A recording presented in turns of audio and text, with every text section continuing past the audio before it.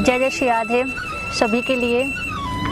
और आइए सबके लिए शरद पूर्णिमा की हार्दिक मंगल बधाइयाँ।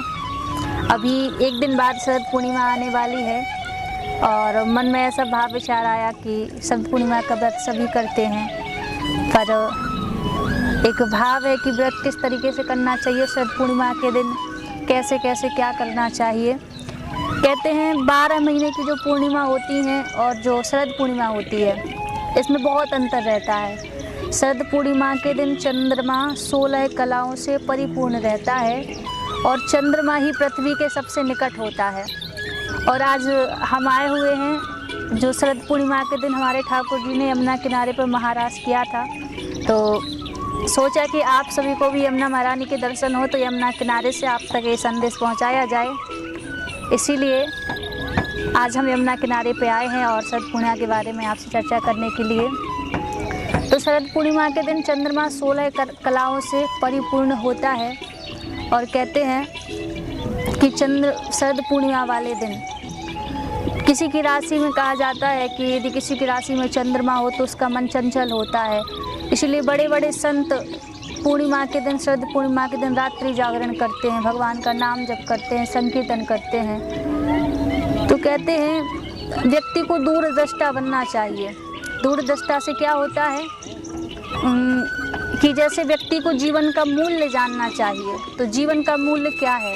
जीवन का मूल्य यही है कि व्यक्ति भगवान के चरणों में जुड़े, भगवान के चरणों से प्रीति हो व्यक्ति की, इससे भला कोई जीवन का मूल्य नहीं है। तो शरद पूर्णिमा के दिन ज़्यादा से ज़्यादा भगवान का नाम जप करना चाहिए, रात्रि जागरण करना चाहिए, संकीर्तन करना चाहिए।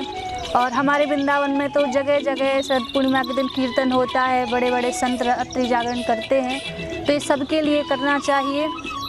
और एक बात और कहते हैं, ये जो शरद पूर्णिमा का दिन होता है, इसमें जो वैद्य होते हैं, जो देसी दवाई बना के देते हैं, उनको वैद्य कहा जाता है।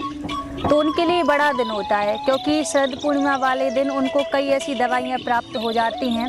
तो उसमें एक छोटी सी दवाई आप सबके लिए बीच में शेयर करूँगी कि शरद पूर्णिमा के दिन कहते हैं, बड़े बड़े ऋषिजन कहा करते हैं कि घर में खीर बना के रखो और रात्रि के समय उस खीर को बाहर रख दो, जहाँ पर चंद्रमा की सारी किरणें उस खीर के ऊपर पड़ें। और जब उस खीर के ऊपर सारी किरणें पड़ेंगी, रात्रि भर वो खीर वैसी रखी रहेगी और प्रातःकाल उस खीर को खाया जाए तो व्यक्ति की बड़ी से बड़ी बीमारी दूर होती है। और किसी किसी के बालक को देखते हैं मुँह नहीं बोल पाते हैं बाल अवस्था से, तो उनको वो खीर खिलाई जाए तो ठाकुर जी की कृपा से वह उसकी बाड़ी खुल जाती है और बड़े बड़े रोग इस खीर से दूर होते हैं। इसलिए कहते हैं कि शरद पूर्णिमा के दिन ये सबसे बड़ी एक औषधि, सबसे बड़ी ये दवाई होती है कि जो व्यक्ति घर में कर सकता है, कहीं जाना नहीं होता है। तो आप सभी अपने अपने घरों में शरद पूर्णिमा वाले दिन खीर बनाएं, उस खीर को रात्रि में बाहर रख दें जहाँ से चंद्रमा की किरणें पड़ें, कुछ उस पर ढक दें ताकि बाहर के कोई कचरा वचरा उसमें गिर ना पाए, और प्रातःकाल उस खीर का सेवन करें। भगवान का एक महाप्रसाद भी होता है। तो आइए इसी के साथ कामना करते हुए कि रात्रि जागरण करें, जहाँ तक हो तो वृंदावन आगमन हो जाए, यमुना मैया के किनारे पर जब किया जाए, संकीर्तन किया जाए, तो इससे बड़ा सौभाग्य कोई हो नहीं सकता है। तो इसी संदेश को आप तक पहुँचाया और वीडियो को शेयर करें ताकि आपका एक शेयर पता नहीं किसी व्यक्ति के घर में खुशहाली ला सकता है। कई व्यक्ति किसी बीमारी से घिरे हुए हैं, तो इस खीर के द्वारा उनका कल्याण हो सकता है।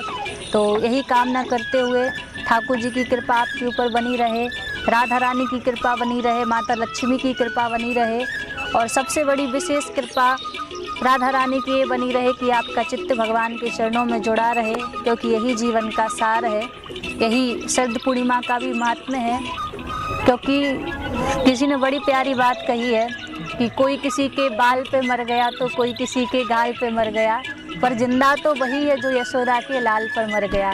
इसीलिए सभी को पुनः से जय जय श्री राधे और शरद पूर्णिमा की हार्दिक हार्दिक शुभकामनाएं। सभी के ऊपर ठाकुर जी की कृपा बनी रहे, सभी का जीवन मंगलमय हो। जय जय श्री राधे।